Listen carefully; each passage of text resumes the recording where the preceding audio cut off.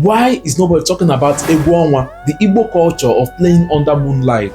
There was a time when life in Igbo land was beautifully simple. Long before cinemas, radios, and the internet took over, entertainment was just a communal affair. Kids then didn't have playground or structured sports, but they had something better: EGWU ONWA, the tradition of playing under the moonlight. It wasn't just a way to pass time. It was a source of joy, bonding and learning, bringing people of all ages together. Sadly, this lovely tradition is fading away, overshadowed by modern technology and changing lifestyle. But its magic remains, tucked away in the memories of those who lived it and in the stories passed down from generation to generation. Now, here is the magic of EGWU ONWA. On nights when the moon appeared in its silver glow, something special will happen. A signal, sometimes a song, sometimes the rhythmic beating of drums and gongs would ripple through the village, announcing that the night was about to come alive. People would glance up, watching eagerly as the moon brightened, and then, as if by an unspoken agreement,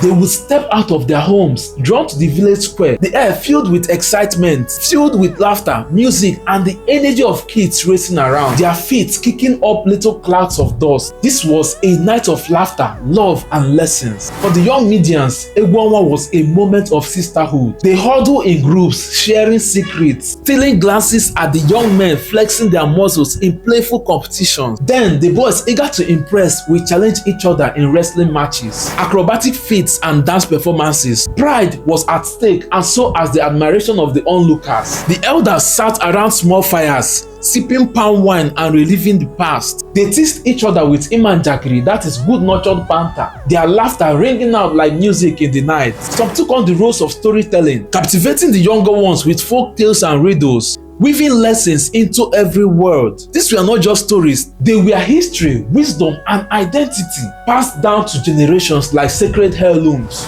Even those who were unwell found comfort in EGWU ONWA. The warmth of the gathering, the soothing melodies, the share of joy in the air. It was said to have healing powers. And maybe, just maybe, it did. There was no fixed time for EGWU ONWA to end. People stayed until they were exhausted, slipping away quietly when sleep called. But by morning, the young medians will return to the square with brooms, sweeping away the traces of the night before. It was their way of honoring the space and preparing for the next magical evening under the moon. Though modern life has pulled many away from traditions like EGWU ONWA, its essence still lingers. It reminds us of time when joy was simple, when communities were in unity, when the moon was more than just a light in the sky. It was an invitation to gather, to connect, and to celebrate life together. But perhaps in small ways we can bring this back. Maybe just one night we will turn off our screens, step outside, and enjoy the moonlight just like our ancestors did. Tell me in the comment section if this idea will make sense.